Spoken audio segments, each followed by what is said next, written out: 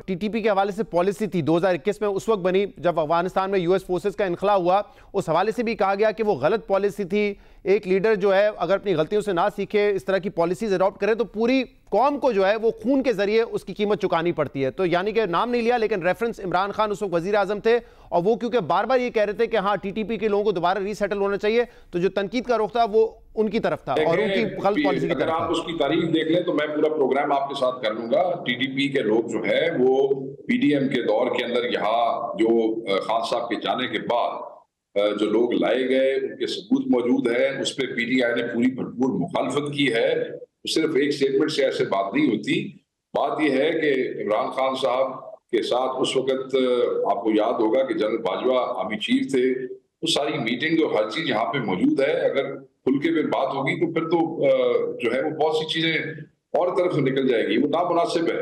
ये सब पीडीएम की जो तो क्या उसे कहते हैं केयर टेकर गवर्नमेंट के अंदर इनको आबाद किया गया और उसपे और रिकॉर्ड पाकिस्तान तहरीक इंसाफ के लोग हैं। साहब आपकी ये बात दुरुस्त है कि जब ये पॉलिसी बनाई गई, जनरल बाजवा उस वक्त आर्मी चीफ थे, जनरल फैज डीजीआईएसआई थे, लेकिन इमरान खान भी जो है बाकायदा आके कहते थे, वो इस पॉलिसी का दिफा करते थे और वजीर आजम थे, ओनरशिप भी लेते थे कि हमें वापस रीसेटल करना है। और आपकी ये बात भी दुरुस्त है कि पीडीएम की जब गवर्नमेंट आई तब भी ये पॉलिसी कंटिन्यू हो रही थी, नवंबर 2022 तक ये कंटिन्यू हुई है। लेकिन ये नहीं कहा जा सकता कि इमरान खान साहब लोगों की वापसी तभी शुरू की। हम आपको डेटों के साथ पॉलिसी बन चुकी थी, जो वापसी है वो उस दौर में हुई, लेकिन जो पॉलिसी बनी थी उस पे तो उसका तो इमरान खान दिफा करते थे, वजीर आजम थे, उसको तो वो बरी जमा तो नहीं हो सकती। बन चुकी थी, नहीं पॉलिसी बन चुकी थी।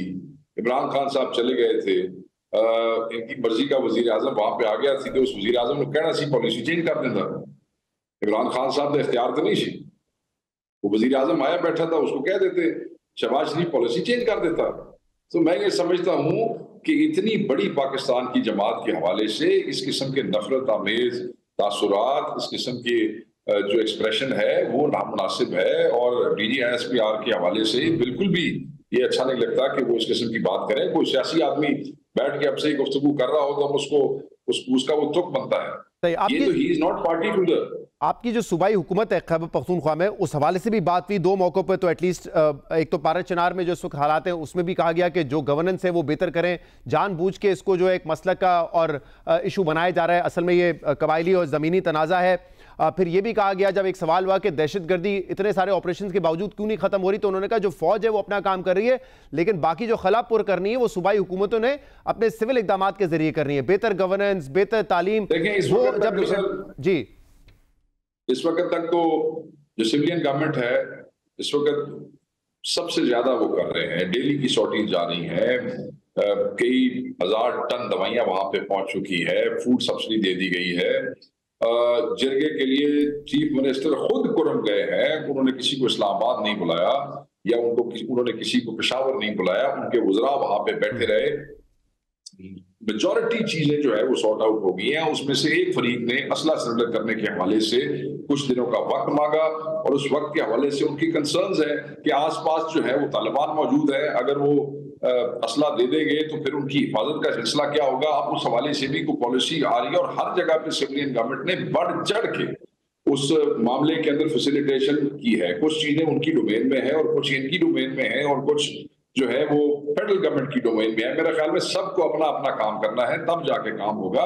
इस वक्त तो अगर सिविलियन गवर्नमेंट ये चीजें सारी फैसिलिटेट ना कर रही हो या ना करती होती तो फिर तो वहां तो तबाही मच गई थी, वहां तो कुछ भी ना हो सकता।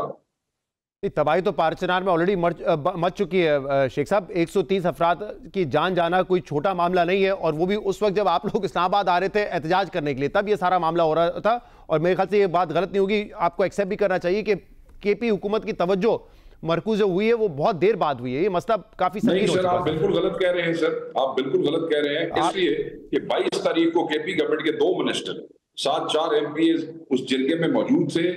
22 तारीख को वो तय करके आए थे। उस वक्त तो डेड बॉडीज का एक्सचेंज हुआ, खवातीन का एक्सचेंज हुआ, सीज फायर 10 दिन का, फिर 8 दिन का। जितनी एक्टिवनेस उसके बाद दिखाई गई वो मेरी राय के उस वक्त नहीं दिखाई गई थी आपको। जब वो वापस आए, जब चीफ मिनिस्टर वापस आए तो आते साथ ही 27-28 को वो वापस खुद कुरम पहुंचे। ठीक है सर, ये कोई कह के तवज्जो नहीं थी तो मतलब ये तो ज्यादती वाली बात है। शेख साहब आप मुझे बताइएगा कि अभी हमने इरफान सिद्दीकी साहब को भी इंटरव्यू किया है, आप क्या समझते हैं कि जो आज प्रेस कॉन्फ्रेंस हुई मिलिट्री कोर्ट से जो आपके लोगों के खिलाफ फैसले आए, उसके बाद जो मुज़ाकरात का सिलसिला शुरू हुआ है वो वैसे ही चलता रहेगा या वो मुतासिर हो सकता है इससे? मुज़ाकरात सर चलते रहेंगे। वो मेरे ख्याल में, क्योंकि ये चीजें आज DGISPR की प्रेस कॉन्फ्रेंस में डिस्कस ही नहीं होनी चाहिए थी। क्यों हुई मेरी समझ से बाहर है। तो मैं नहीं समझता कि इन चीजों का, क्योंकि इनमें बहुत सी चीजें, बहुत सी क्या, इसमें तकरीबन चीजों में हकीकत कोई नहीं थी। कोई हुकूमत, कोई पाकिस्तान तहरीक इंसाफ इंतशारी पार्टी नहीं है, कोई पॉलिटिकल वायलेंस करने वाली पार्टी नहीं है, अपना पुरअमन आईनी हक इस्तेमाल करने वाली पार्टी है। It should not have been discussed, but anyway मुज़ाकरात जो हैं वो जारी रहेंगे। अच्छा, लेकिन क्योंकि देखिए आप लोगों की तो एक स्टेटेड पोजीशन रही थी कि हम मुज़ाकरात सियासी जमातों से नहीं करेंगे, एस्टैब्लिशमेंट से करेंगे, लेकिन अब आप सियासी जमातों से करें और वो सियासी जमातें यानी हुकूमत ये कहती है कि हम ऑन बोर्ड लेके करेंगे एस्टैब्लिशमेंट को। लेकिन मुझे अब ये बताइएगा कि इस माहौल में मामलात आगे कैसे बढ़ेंगे, क्योंकि अभी आप ही का स्टेटमेंट था कि अवाम और इस जो बयानिया इस वक्त दिया जा रहा है उसकी वजह से अवाम और रियासत के दरमियान तसादुम बढ़ने का खदशा है। तो इस माहौल में मुज़ाकरात हो भी जाए तो क्या उससे कोई हासिल होगा या नहीं होगा? सर, आप जब पहला दौर प्रॉपर शुरू होगा, अभी तक तो प्रीलिमिनरी मीटिंग हुई है ना जी, जिस वक्त पहला दौर शुरू होगा उसकी पेशरफ्त दूसरी तीसरी मीटिंग तक उसमें संजीदगी सामने आ जाएगी। ना संजीदगी सामने आई तो नहीं होंगे। ये तो मीडिया ने और पिछले 2 दिन तो दस रहे हो मीडिया वाले साढ़े भाई साढ़े को की चाहते हैं भाई, गल असं कितनी बारी समझाई। और आपको लग रहा है कि जो इमरान खान ने डेडलाइन दी है 31 जनवरी, उस तक मुज़ाकरात कंक्लूड हो जाएंगे?